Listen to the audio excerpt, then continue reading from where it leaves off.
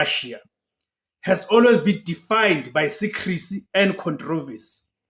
most notably surrounding the aborted 1 trillion nuclear deal.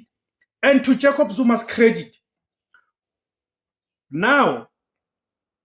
the current administration, which is the Cyril Ramaphosa's administration, all of a sudden, it is pursuing the nuclear. But when it was under Jacob Zuma, when he had attempted to pursue this nuclear alternative energy,